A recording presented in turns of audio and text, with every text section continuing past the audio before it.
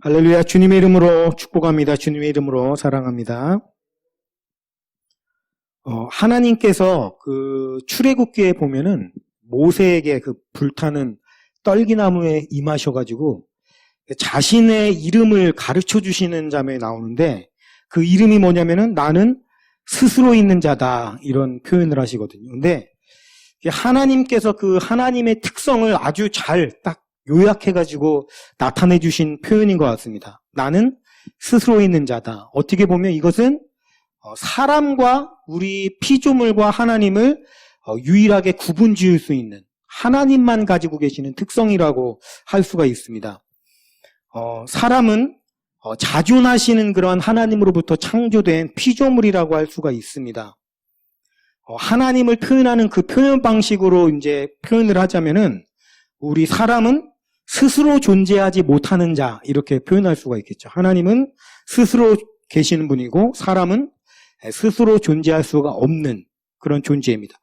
그래서 우리가 피조물이기 때문에 그 말을 바꿔 얘기하면은 곧 누군가에게 기댈 수밖에 없는, 기대지 않고서는 살아갈 수가 없도록 만들어진 존재라는 거죠.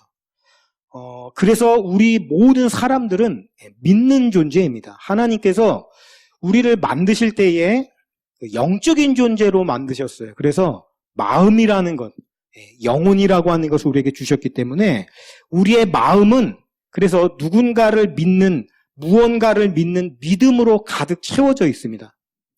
그래서 이런 얘기를 하면은 어떤 분들은 그런 얘기를 합니다. 나는 아무것도 안 믿는다고. 하나님을 믿는 사람이 있고 안 믿는 사람이 있다라고 생각을 하는데, 엄밀히 표현하자고 하면은 하나님을 믿는 사람하고 하나님이 안 계시다는 것을 믿는 사람, 그러니까 결국에는 뭐냐면은 다 믿음이라는 거예요. 그러니까 사람이라는 존재는 믿음으로 채워져 있습니다. 그 믿음이 어떤 믿음이든지 간에. 그러니까 저와 여러분은 하나님을 믿는 거고, 뭐 하나님을 믿지 않는 사람은 다른 무언가를 믿겠죠. 뭐 자기 자신을 믿든지 아니면은 뭐 또 다른 종교를 믿든지 또는 뭐 부와 권력 뭐 이런 거를 믿든지. 그러니까 이 사람이라는 존재는 영적인 존재이기 때문에 누군가를 믿는 존재로 만들어졌다라는 것입니다. 근데 이 믿음이라고 하는 것이 무엇으로 우리 안에 채워져 있냐 하면은 두 종류의 믿음으로 채워져 있는데, 하나는 진리에 대한 믿음이고 또 하나는 거짓에 대한 믿음입니다. 이 세상에 진리가 있는데 우리 마음은 두 종류의 믿음으로 채워져 있다라는 거예요. 진리 또는 거짓. 중간지대는 존재하지 않습니다. 진리 아니면 거짓으로 채워져 있어요. 그래서 우리가 믿는 우리조차도 사실은 온전한 진리를 믿는 믿음으로 가득 채워져 있는 게 아니라 우리의 마음속에는 알게 모르게 사단이 틈타서 거짓을 믿는 믿음도 상당 부분 많이 채워져 있습니다. 이것이 바로 오늘날 우리가 많은 고통 가운데, 번민과 아픔 가운데 있을 수밖에 없는 이유가 됩니다. 그러니까 치유라고 하는 것은 다른 것이 아니라 내 안에 있는 사단이 심어놓은 거짓을 믿는 믿음을 갖다가 하나님을 믿는, 오로지 진리를 믿는 믿음으로 바꿔가는 것이 치유라고 할 수가 있습니다. 그 치유의 완성은 뭐냐면 여러분과 저의 마음이 진리를 믿는 믿음으로 가득 차 있는 상태가 치유의 완성의 상태입니다. 그러니까 결국에는 우리의 마음 속에서 이 진리와 거짓이 전쟁을 벌이고 있다라는 거예요. 오늘 설교 제목이 우리의 마음을 차지하기 위한 전쟁이다라고 제가 지었는데, 이것이 온 우주의 전쟁이라고 할 수 있고 지금도 여전히 치열하게 벌어지고 있는 전쟁이라고 할 수 있습니다. 그 전쟁터는 바로 저와 여러분의 마음이고요. 그래서 지금도 우리의 마음속에서 이 전쟁이 벌어지고 있다라는 것입니다. 이 사단이요, 자기들만 멸망의 길로 가는 게 억울한 거예요. 그래서 어떻게든지 이 사람을 갖다가 같이 멸망의 길로 끄집어 가기 위해서 우리들의 마음속에 거짓을 믿는 믿음으로 채우기 위해서 쉬지 않고 지금도 일하고 있다라는 것입니다. 이 사단이 아주 교묘하고 아주 훌륭한 방법들을 많이 써가지고 많은 사람들이 거짓말에 속습니다. 사단이 쓰는 방법이 뭐냐면 일단은 이 대중매체를 지배를 해가지고 이 공중권세를 잡은 자라고 하잖아요, 사단을. 그래서 이 사단이요, 먼저 그 대중매체들을 사로잡아가지고 그것을 통해서 자연스럽게 거짓말들을 심게 한다라는 거예요. 또 때로는 어떤 권위자의 어떤 입을 통해서, 우리가 권위에 굉장히 약하거든요, 사람은. 그래서 뭐 어떤 박사다 또는 의사다 또는 이런 권위자의 입을 통해서 이 나오는 말을 잘 믿어요. 그래서 사단이 그런 권위자들의 입을 통해서도 거짓말을 흘려보냅니다. 이런 사단이 때로는 이런 그럴듯한 논리를 통해서도 우리를 속이기도 하고요.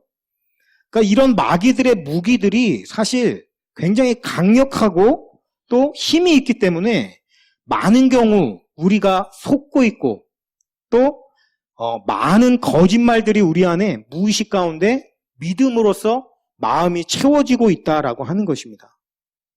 그래서 우리가 해야 될 일이 뭐냐면 그런 거짓을 믿는 믿음 속에다 하나님의 진리의 말씀을 계속적으로 철퇴를 내리쳐서 거짓을 몰아내고 진리를 채워 넣어야 된다라고 하는 것입니다. 그러기 위해서는 철저한 무장이 필요하고 철저한 훈련이 필요합니다. 이 전쟁은 쉼이 없기 때문에, 온 우주가 전쟁 중에 있기 때문에 사람은 편한 걸 좋아하잖아요. 편안하고 싶어 합니다. 그래서 아무것도 안 하고 싶어 하고. 그런데 그럴 수 없는 게 전쟁 상태에서 편하게 있으면 어떻게 되겠어요? 죽을 수밖에 없는 거죠. 어떤 유명한 한 장군이 그런 얘기를 했다고 합니다. 내가 병사들에게 줄 수 있는 최고의 복지는 훈련밖에 없다. 왜냐하면은 훈련만이 그들을 살아남게 하기 때문에. 그죠? 장군이 전쟁 중에 있는데 병사들에게 좋은 복지를 해주겠다고 하면서 훈련도 안 하고 그래 뭐 TV 보고 싶은 사람은 TV 봐라. 놀고 싶은 사람은 놀아라. 이렇게 한다라고 하면 인기는 얻을 수 있겠죠. 와, 우리 장군님이 최고야. 너무 좋아. 그렇지만 병사가 쳐들어오면, 적군이 쳐들어오면 죽을 수밖에 없는 거 아니겠어요? 그래서 훌륭한 장군이라고 하면 병사들을 편안하게 내버려 두는 것이 아니라 살아남을 수 있게끔 계속적으로 훈련시켜주는 겁니다. 그러니까 그것이 지금 저와 여러분이 처해 있는 현실이다라고 하는 거죠. 문제는 사단이 얼마나 효율적으로 우리를 속였는지 거의 많은 사람들이 전쟁 중인 상태인 것을 잊어버리게끔 만들어버렸다라는 거예요. 그 사실을 아예 인지조차 못하고 사단이 심어주는 거짓의 공격에 거의 무방비 상태로 그냥 있다라고 하는 것입니다. 오늘 우리가 해야 될 일은 그러한 자들을 일깨워주는 거예요. 지금 놀고 있을 때가 아닙니다. 지금 위급 상황입니다. 지금 깨어서 전쟁 상태에서 우리가 맞받아치지 않으면 죽을 수밖에 없습니다. 라고 해야 된다라는 거예요.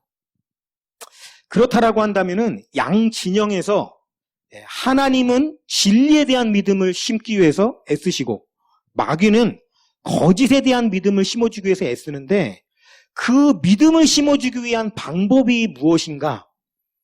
로마서 10장 17절에 보면 믿음이 심겨지는 방법이 뭔지에 대해서 말씀하는 것을 볼 수 있습니다.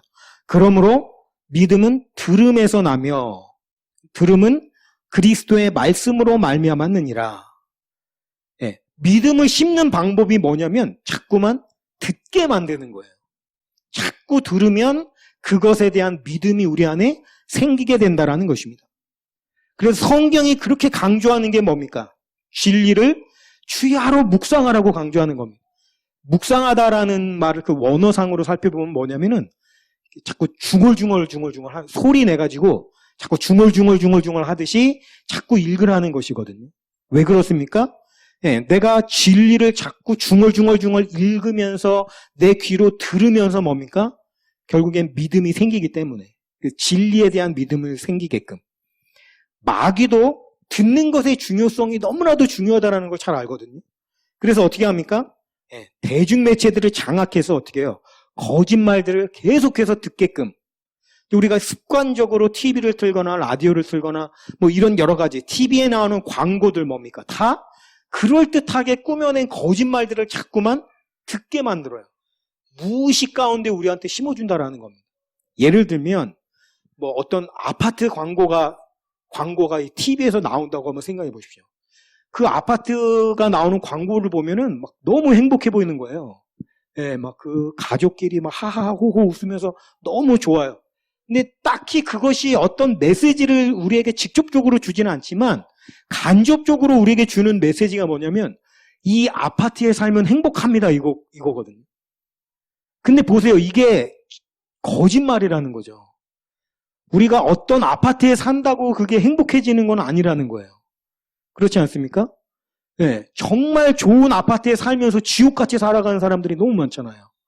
네, 행복에 있어서 중요한 거는 어떤 건물이 아니고 그 안에 살아가는 어떤 사람들의 마음과 이런 것에 좌지우지되는 것인데 광고는 뭡니까? 교묘하게 비틀어가지고 마치 여러분도 이 아파트에 살면 행복해질 수 있습니다. 이런 식으로 우리에게 거짓말을 자꾸만 듣게 만든다라는 거예요. 제가 지금 예로 하나를 들어드렸지만 대부분 그렇습니다. 아주 교묘하게 거짓말들을 우리에게 흘려보내준다라는 거예요. 그래서 진짜 중요한, 전쟁에 있어서 중요한 게 뭐냐면 무엇을 들을 것인가, 이게 정말 중요하다라는 것입니다. 내가 무언가를 듣고 있는가, 이게 곧 저와 여러분의 믿음을 나타내는 것이고, 내가 거짓말을 자꾸만 듣는다면 우리의 마음은 거짓을 믿는 믿음으로 채워질 수밖에 없습니다. 반대로 자꾸 진리를 들으면 진리에 대한 믿음이 채워질 수가 있겠죠. 무엇을 들을지에 대한 선택은 바로 오늘 우리 자신에게 달려 있습니다. 우리가 의지를 들여서 이 전쟁의 눈을 떠서 이제 사단의 교묘한 전략을 물리치고 하나님의 진리를 자꾸만 들을 수 있게끔 우리 자리를 그런 곳으로 이끌어야 한다라는 거예요. 우리가 이런 우주적인 전쟁에 대해서 무지한 상태로 아무런 생각도 없이 되는 대로 살아간다면 하루하루 망가져가는 삶을 살아갈 수밖에 없습니다. 오늘은 이 본문 말씀을 통해서 그러한 일들이, 이 우주적인 그런 전쟁이 어떤 방법으로 실질적으로 벌어지고 있는지를 좀 살펴보려고 합니다. 오늘은 이 이야기를 단지 죽어있는 어린아이를 예수님이 기적으로 일으키셨다, 이런 차원으로 우리가 접근하는 것이 아니라 서두에 제가 설명한 이 우주적인 전쟁, 진리와 거짓이 우리들의 마음을 차지하기 위해서 어떤 방식을 통해서 지금 그 대결을 벌이고 있는지, 이 관점으로 한번 살펴보려고 하거든요. 오늘 본문 말씀을 보면은 회당장 야이로의 딸이 죽어가고 있음을 보게 됩니다. 죽음. 이 죽음이라고 하는 것이 상징하는 바를 한번 생각해 보십시오. 이것이 꼭 어떤 육신적인 어떤 죽음만을 우리가 생각할 것이 아니라 좀 더 넓은 의미에서 생각해 본다고 하면 죽음이라고 하는 것은 우리가 무슨 수를 써도 극복할 수가 없는 문제, 이렇게 생각을 할 수가 있겠죠. 사실 이 세상에 여러 가지 많은 문제들이 있습니다만 궁극적으로 인간이 절대 극복할 수 없는 가장 큰 문제를 꼽자면 그게 죽음이거든요. 그러니까 그런 시각으로 우리가 접근을 한다고 하면 이 야이로의 상황을 우리의 상황에 얼마든지 접근을 할 수가 있겠습니다. 뭐 오늘 우리가 직접적으로 야이로의 딸처럼 우리의 딸이 막 육신적으로 죽어가고 있는 그런 상황은 아니지만 죽어가고 있는 것 같은 어떤 우리의 문제가 다 있을 거 아니겠어요? 아, 이거는 진짜 할 수가 없는 일이야, 도저히 불가능해 라고 생각할 수 있는 그 문제, 그게 바로 죽음이라고 생각을 해보면 오늘 우리가 이 본문 말씀을 우리의 상황에 얼마든지 적용을 할 수가 있겠죠. 암담한 상황입니다. 이런 상황에서 예수님께서 어떻게 말씀하시는가? 예수님의 입에서 나오는 말씀은 뭐겠어요? 진리죠. 예수님이 진리시니까, 그죠? 그리고 그 반면에 사단의 거짓은 어떤 방식을 통해서 오는지에 대해서 좀 한번 살펴보겠습니다. 35절에 보니까 이렇게 되어 있어요. 아직 예수께서 말씀하실 때에, 그 뒤에 이제 뭐 이렇게 쭉 내용이 나오겠습니다만은 저는 이 표현도 굉장히 좀 의미심장하다고 생각이 되거든요. 예수님이 아직 말씀하고 계셔요. 예수님이 하시는 말씀은 당연히 진리의 말씀입니다. 예수님이 진리의 말씀을 지금 하고 계시는데 보니까 이 거짓의 아비인 사탄은 진리가 선포되어지는 것을 극도로 싫어합니다. 그래서 어떻게 합니까? 예수님의 말을 그냥 잘라버리는 거예요, 지금. 아직 예수님께서 진리의 말씀을 말씀하고 계시는데 보십시오. 사단이 가만히 있지 않습니다. 그거를 자르고 중간에 튀어나와요. 그리고 뭐라고 얘기합니까? 회당장의 집에서 사람들이 와서 회당장에게 이르되 당신의 딸이 죽었나이다. 어찌하여 선생을 더 괴롭게 하나이까? 여기 지금 예수님이 계시고 반대편에 누가 있냐면 사람들이라고 했죠. 사람들. 그러니까 이 사단이 그럴듯한 거짓말을 여러 가지 방법을 통해서 전달하는데 오늘 본문 말씀 속에서는 사람들의 입을 통해서 거짓말을 증거하고 있다는 걸 우리가 생각해 볼 수가 있고요. 이 사람의 입을 통해서 뭡니까? 진리의 말씀을 선포하시는 예수님의 말을 그냥 자르고 지금 들어오고 있는 거죠. 지금 이 긴장 상태를 한번 생각해 보십시오. 예수님 진리의 말씀을 선포하시는데 근데 그 말을 얼핏 보면요. 굉장히 예수님을 생각해주고 배려해주는 것처럼 말을 합니다. 선생님을 더 괴롭게 할 게 뭐가 있습니까? 우리 선생님 안 그래도 피곤하신데 우리 예수님이 안 그래도 피곤하신데 더 괴롭게 할 필요가 어디 있겠어요? 얼핏 들어보면 굉장히 예수님을 생각해주는 것처럼 느껴지잖아요. 근데 이 말을 바꿔서 생각하면 뭡니까? 죽었으니까 끝났습니다 이거거든요 지금. 그죠? 아니 죽었으면 끝난 거야. 여기에서 더 나가면 이게 뭐냐면 예수님이 나와도 이건 안 돼요. 이렇게 되는 겁니다. 맞죠? 우리가 이 사단의 거짓말이 얼마나 교묘한지를 생각해야 돼요. 우리가 아까 설명한 것처럼 진리, 거짓 이것이 싸워서 우리 마음에 있다 이렇게 생각해 보면 거짓말 뭐 그게 어려워 그냥 안 들어버리면 되지 하고 생각할 수 있지만 사단이 이 거짓말하는 모습을 보면 나 거짓말합니다 이렇게 얘기하지 않는다라는 거예요. 마치 그죠 배려 넘치고 사랑이 넘치고 예수님을 생각해 주는 것처럼 이게 누가 봐도 얼핏 생각해 보고 별 생각 없이 보면요 야 친절하다 마음이 참 따뜻하다 누가 이거를 사단의 말이라고 생각을 해보겠습니까? 근데 한 번 더 깊게 들어가면 그것이 곧 예수님의 능력을 무시하고 이건 예수님이 와도 안 돼 지금 이거거든요.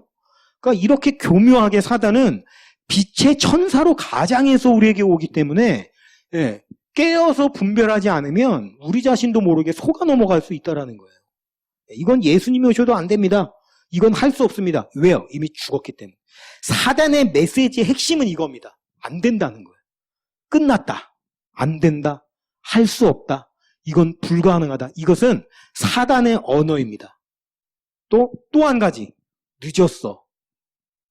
우리가 사실 이런 생각에 굉장히 자주 속지 않습니까? 늦었어. 뭐 내가 나이가 몇인데.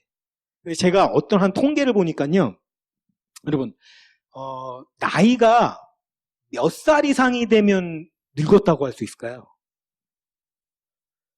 요즘에 이제 평균 수명이 많이 높아지다 보니까 그것도 점점 늦어지는데 참 재밌는 게 사람들에게 언제부터 늙었다라고 느낍니까? 라고 설문조사를 해보니까 재밌는 게 많은 사람들이 자기 나이부터 늙었다고 생각을 한대요.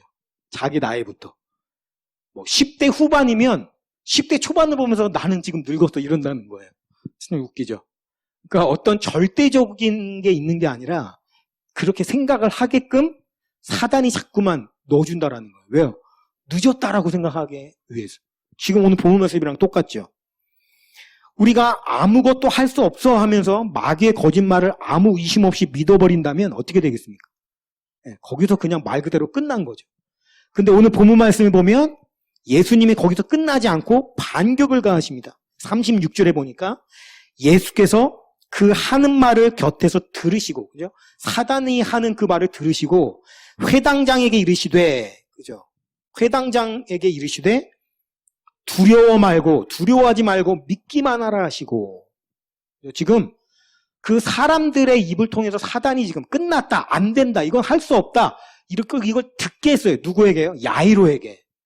그 야이로가 그 말을 지금 들었습니다. 그러니까 예수님이 그 말을 이제 또 끊으시고서 이렇게 두려워하지 말고 믿기만 하라. 제가 메시지 성경을 보니까 이게 좀 더 실감나게 번역을 했는데 이렇게 돼 있어요.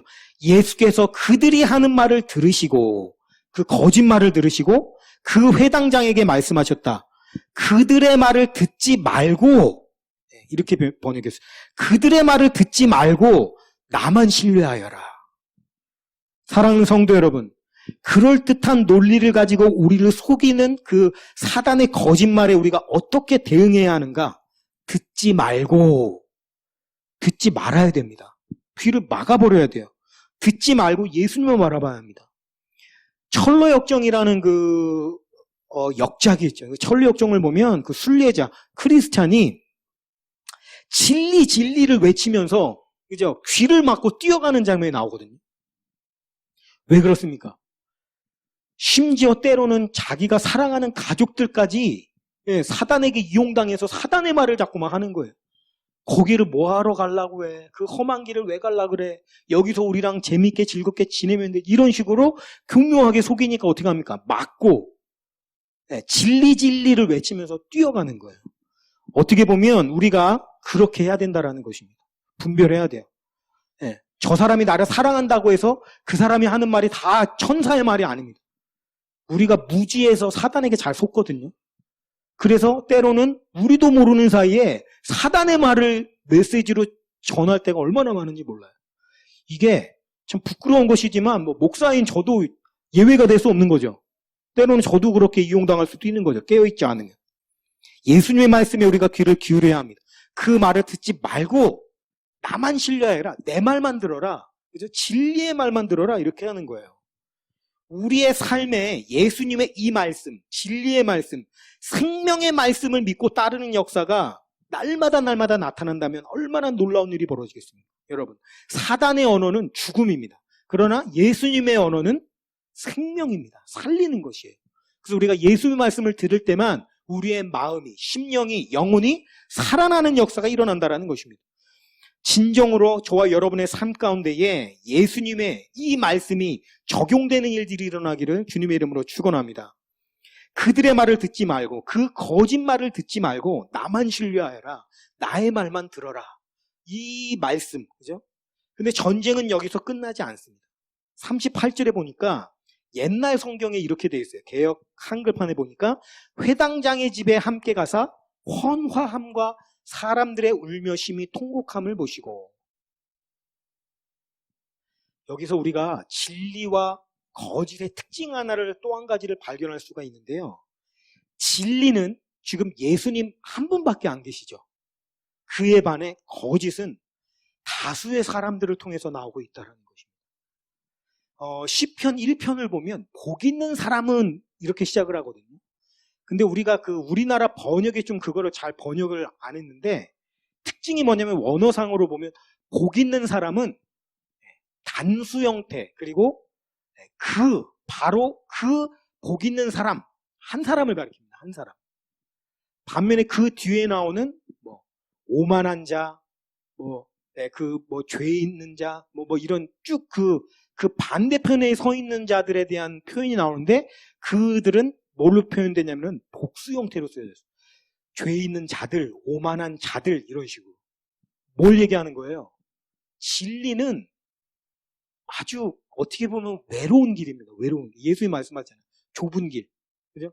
오늘도 보니까 진리이신 예수님 한 분을 다수의 사단의 그 거짓말들이 공격을 하고 있는 것을 우리가 보게 되죠. 진리는 좁은 길이고 거짓은 넓은 길입니다. 다수가 간다라는 것은 뭐냐면 그게 주류라는 말입니다. 그죠? 주류라는 것이고, 반대로 좁은 길은 주류가 아니라는 거죠. 비주류라는 거죠. 여러분, 우리가 사는 지금 이 세상은 민주주의 아닙니까? 민주주의의 모토가 뭡니까? 인본주의예요, 그건. 그리고 더 나아가서는 뭐냐면 다수의 힘이 강한 정치 형태가 민주주의입니다. 그러니까 어떻게 보면 우리가 민주주의라고 하는 것도 민주주의가 나쁜 거다, 악한 거다, 이렇게 표현하는 것이 아니라 한계를 가지고 있는 것인데, 사실은 다수의 말이 옳은 겁니까, 여러분? 그렇지 않은 경우가 많습니다.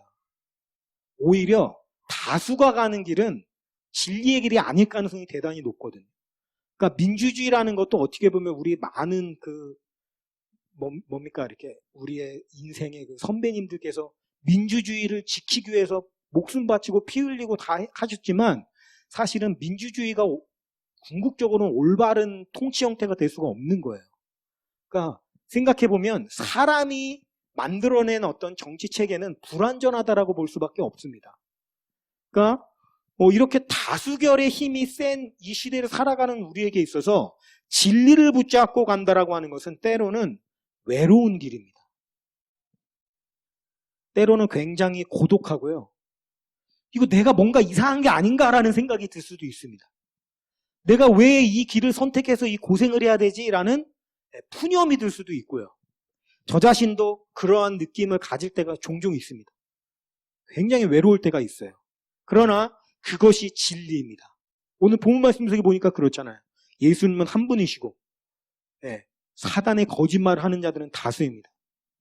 혹시 여러분도 그런 부분에 대한 외로움과 고독감을 느끼신다면 오늘 본문 말씀 속에 예수님을 보시면서 위로를 받으시기를 주님의 이름으로 축원합니다. 여기서 나와 있는 헌화한다라는 말은 시끄럽게 짓거리며 떠들다라는 뜻인데요. 다수의 사람들이 지금 막 시끄럽게 떠드는 겁니다. 우리가 이런 장면 한번 머릿속으로 떠올려 보십시오. 예수님 한 분만 계시고 그 주변에 수많은 사람들이 시끄럽게 떠들어대고 하면서 뭡니까 지금?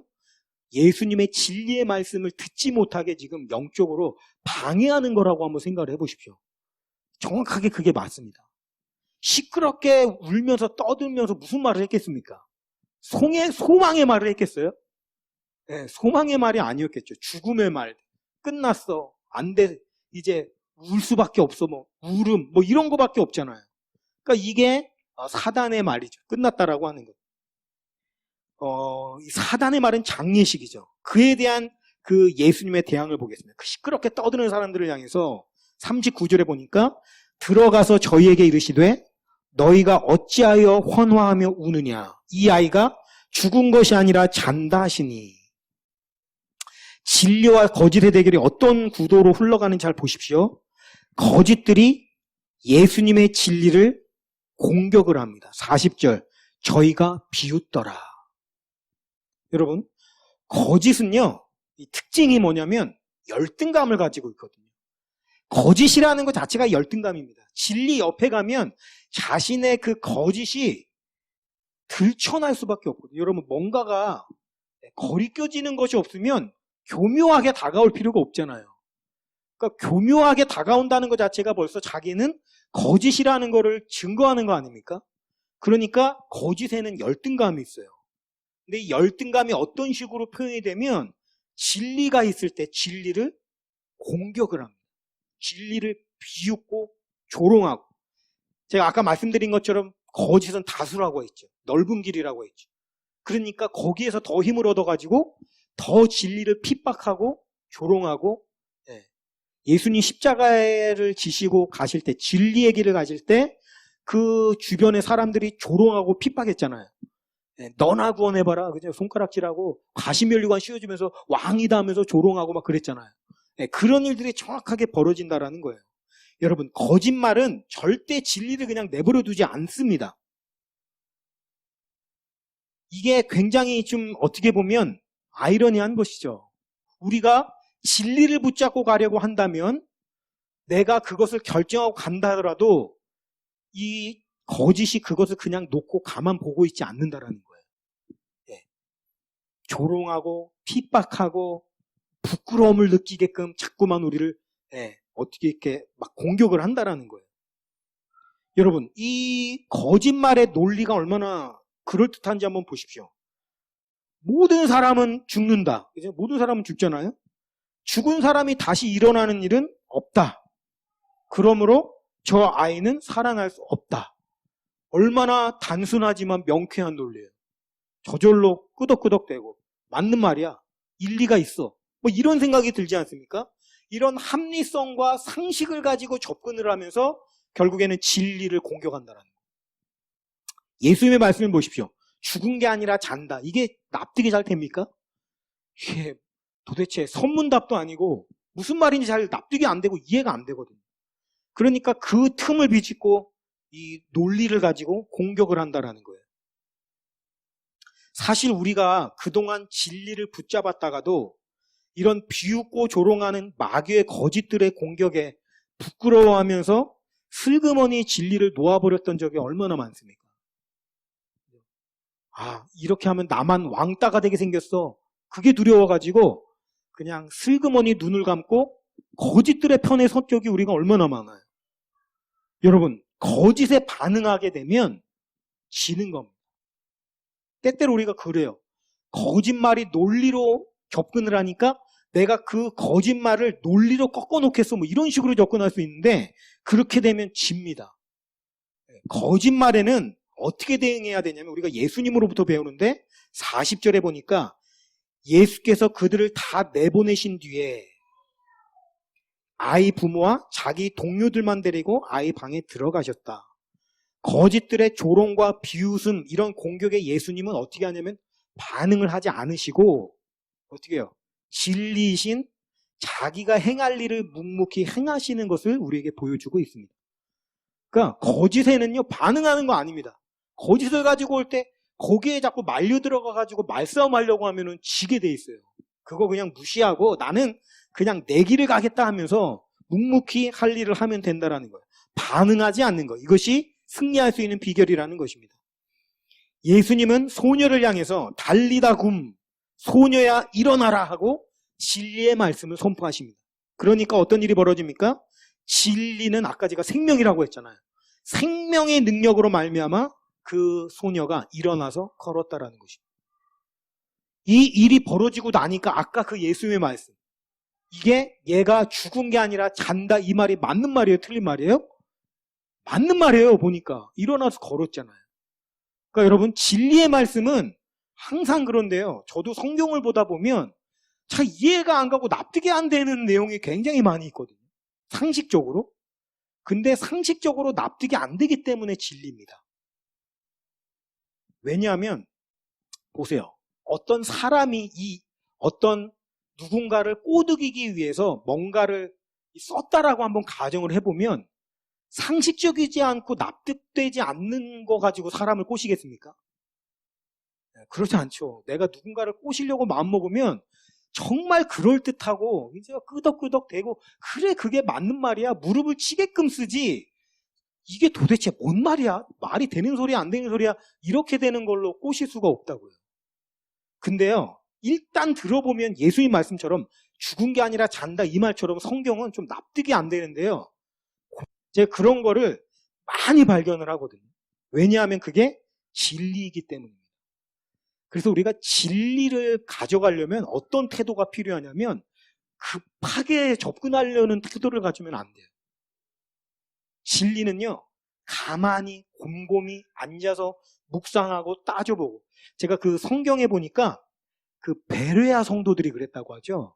그들은 성경이 이것이 진리인가 하여 날마다 상고하였다 이렇게 표현하지 않습니까? 그런 태도가 요구됩니다. 그렇게 되면 진리가 주는 기쁨을 맛볼 수가 있다는 거예요. 오늘 예수님이 우리에게 보여주신 것처럼 거짓은 논리적이고 합리적이고 상식적인 것 같지만 어떻게 됩니까? 결국엔 진리대로 됩니다. 거짓은 진리에게 이길 수가 없습니다. 패배할 수밖에 없다는 거예요. 그러므로 우리도 거짓의 공격에 무릎 꿇지 말아야 합니다. 끝까지 진리를 붙잡아야 합니다. 다수의 어떤 힘을 믿고 그저 공격이 들어와도 거기에 위축되거나 엎드리지 말아야 된다는 거예요. 당당하게 진리의 길을 걸어가야 한다라는 것입니다. 여기까지 우리가 살펴본 것이 뭐냐면 성경의 이야기입니다. 그죠? 이것은 어떻게 보면 야이로의 이야기입니다. 그렇잖아요. 이게 야이로의 이야기지 아직 저와 여러분의 이야기는 아닙니다. 맞죠? 오늘 하나님은 바로 저와 여러분의 삶 속에서 진리의 승리 되신 그 이야기를 써내려가기를 원하신다는 것입니다. 오늘 본문 말씀 속에서 이 성경 속에서 야이로는 어찌됐든 진리를 붙잡음으로써 승리했잖아요. 딸이 살아나는 역사를 처음 했죠. 그렇다라고 하면 이제 포커스를 어디입니까? 우리의 삶으로 옮겨야 된다는 거예요. 이 이야기가 단지 성경 속의 야이로의 이야기에서 끝나버린다라고 한다면 그것이 우리에게 주는 유익이 뭐가 있겠습니까? 이거는 저 사람 얘기지 내 얘기는 아니란 말이에요. 오늘 하나님은 저 여러분에게 요구하십니다.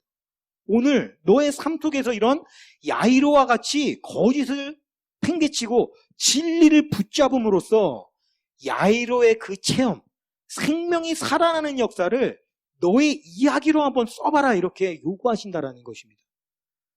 그 바톤이 야이로에게서 지금 오늘 우리에게로 넘어왔다라는 거예요. 여러분, 이 이야기를 우리의 삶으로 써내려가는 것이 바로 저와 여러분의 사명입니다. 그것이 바로 새로운 이야기의 시작입니다. 사랑하는 성도 여러분, 우리가 이 사명을 감당하기 위해서는 그럴듯한 논리로 포장하여서 각종 대중매체들을 통해 시끄럽게 떠들어대는 거짓말들을 분별하고 그 이야기들에 우리의 귀를 막아버려야 합니다. 다수의 입을 통하여 진리를 쫓아가려는 여러분을 핍박하고 조롱하고 비웃는 자들의 공격에 의기소침해진다든지 부끄러워한다든지 아니면 논리로 논쟁을 하려 한다든지 이런 등등의 반응을 보여서는 안 됩니다. 나아가서 지금도 우리에게 선포되어지고 있는 예수님의 진리의 말씀, 달리다굼, 일어나라, 생명의 말씀으로 주시는 그 음성을 들어야 된다라는 것입니다. 자꾸만 진리의 말씀을 중얼중얼하면서 우리의 귀가 그것을 들을 수 있게끔 듣는 것을 관리를 해야 된다라는 거예요. 들려오는 소리를 다 들을 것이 아니라 듣지 말아야 될 거짓말들은 쳐내버려야 되고 들어야 될 소리에 귀를 기울이는 그러한 삶을 살아야 된다라는 것입니다. 사랑하는 성도 여러분, 저는 여러분 각자의 이야기를 멋지게 써내셔 가시기를 간절히 소망합니다. 야이로의 이야기를 듣고 와 멋지다 하고 그칠 것이 아니라 이 이야기를 바로 저와 여러분의 이야기로 바꾸시기를 주님의 이름으로 축원합니다. 바로 지금 이 순간에도 치열한 전쟁과 싸움이 벌어지고 있습니다. 우리의 마음을 차지하기 위한 그 싸움은 지금도 계속되고 있습니다. 우리가 이 말씀을 늘 묵상하면서 우리 자신의 삶에 잘 적용해서 악한 마귀 사단의 거짓의 공격을 물리치고 진리로 무장할 수 있는 그런 저와 여러분이 되시기를 주님의 이름으로 축원하면서 말씀을 마치겠습니다.